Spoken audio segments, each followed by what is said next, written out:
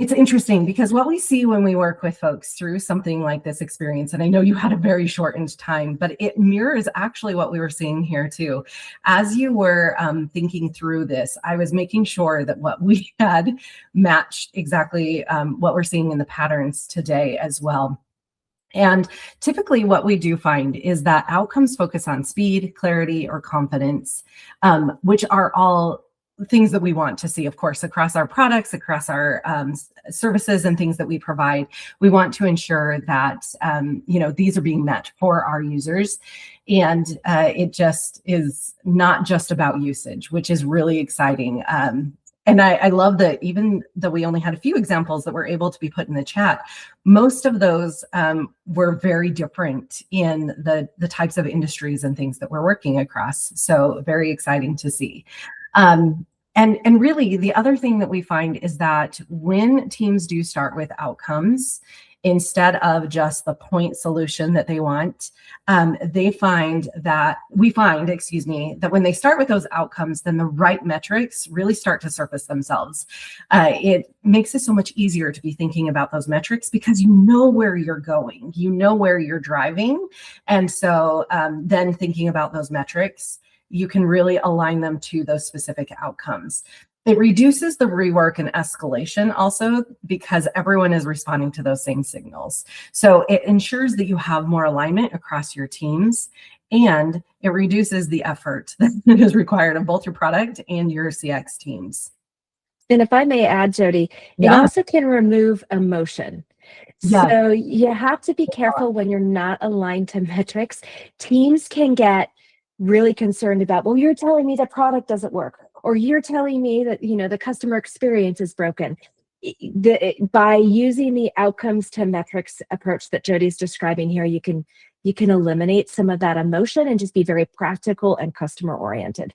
Yeah, that's such a great call out, Melissa. And it continues to drive your teams in meaningful collaboration. So really great to call that one out. So when we think about what do high performing teams really do, where do product and CX win together? High performing product and customer success teams typically don't collect more feedback. So often we hear, how do I get more feedback? And like Melissa said at the beginning of this, there is so much feedback typically that we have, whether it is coming from calls or from different surveys or from the data that we're able to collect, or even we all have probably seen Reddit or different places where folks are turning to share that feedback. Typically, we are not in the need of more feedback, but we're trying to figure out how do we structure that voice of the customer? How do we translate all of the rich information that they're providing us into roadmap signals? And there are a couple great questions that came in the Q&A that I can't wait for us to talk a little bit more about there. But how do we then align on what are those outcomes that we're trying to do to meet, and how do we then translate all of this rich data and information into what we need to do next to ensure that our users can meet those outcomes? When we start to think about, the shared ownership across product and CX in this case, and likely with others across your organizations or institutions as well, you start to think about how are we considering the onboarding and adoption in ways that is truly meaningful to the customer, and you're thinking about that full journey map. And I saw someone call that out as a shared opportunity maybe, is to do that full journey map and really understand. And when you have those joint success metrics and reviews, you start doing those things that Melissa was just talking about. You have the conversations and you remove the emotion, and you're able to really drive things forward towards those outcomes with fewer handoffs, fewer surprises, and just really being able to make more informed, better decisions more quickly. Jody, I'm going to jump in. One of the questions was define voice of customer. So maybe you can share a little bit about, just because it's right in context of this part of the conversation, what you mean by voice of customer, maybe some examples of voice of customer programs. Yes, absolutely. So when we're talking about voice of customer, we're really thinking about overarching. What are the customers saying? What do they think? What is their NPS? What is their CSAT? So Melissa talked about the customer satisfaction. She talked about the Net Promoter Score or NPS. And so when we're thinking about voice of customer, we're thinking about all of those pieces, all of that feedback and the rich understanding that we have of the customer and that they're willing to share with us. And how do we then take that and translate those signals into how do we then drive forward? How do we drive our strategy? So voice of customer is really kind of an overarching a topic that we use, right? When we're talking about what are customers sharing with us, it is really easy for product teams, I'm going to say, to have a conversation and immediately start solutioning and think, I've got to solve this problem. What voice of the customer helps you to do is step back and take that opportunity to really think about what is the overarching signal that we're getting from our customers. What all are we hearing, and how do we consider all of that before we immediately jump to that solutioning? Melissa, would you add anything else there? Yeah, no, that's perfect. And some examples, if you are in a customer experience or product role, having a joint customer journey map, and then having key places where you are either reaching out to the customer or you're pulling those metrics in because they're embedded in that overall flow.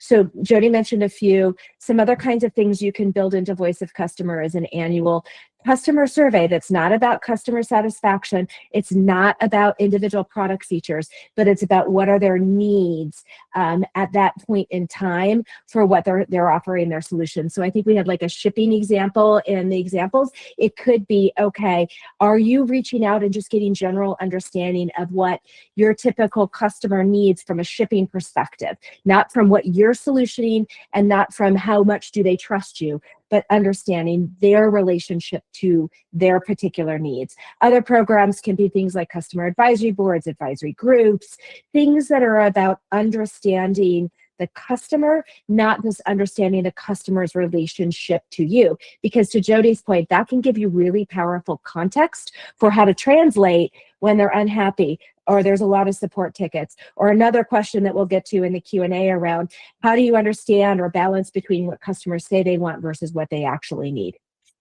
Absolutely. All right, I think we have just Melissa, is our last slide? Oh, our last slide is after. I think we hit it. Yep, and our last slide is right after the Q&A. Do you want me to go ahead and do it quickly and then jump? Yeah, let's do that, and then we'll jump into the Q&A. Perfect. So we'll have plenty of time for the Q&A, and we're excited for that piece as well. But if there are 3 final takeaways that we would recommend from what you've heard from us today, really it's these 3. First and foremost, structure your feedback so it is informing discovery, that it is accelerating that discovery instead of slowing it down. So think about when users are asking for things or when they're providing feedback, think about the way that you can respond to gather additional information to really get to the problem that they're trying to solve, rather than just saying, oh yeah, let me pass this along to the product team. If you're in the CX, or vice versa, right? Think about how you can structure this feedback so that it is informing and helping you to accelerate. The second is managing expectations for aligning on what promises your product actually delivers. I remember my days in CX that there were often times that folks would say, I thought it would do X and it does Y. And when we had not aligned on that prior to rolling something out, it was difficult for our CX team to have the conversations. Make sure that you are managing those expectations from the start. And that doesn't mean you're not going to change. Most of us work probably in agile environments where we are going to update, where we are using that customer voice of the customer to adjust and improve our products and our services. So making sure, though, that you're managing those expectations from the first will help to ensure that you have the right conversations, the right level of detail, so that you can ensure success for your users. And then the third is to design for efficiency through those shared outcomes. So instead of just going to those metrics or just automatically saying, we're just looking for adoption, again, think about those outcomes. What are you really trying to do? What are you trying to enhance for your users or those that are participating with you in whatever way?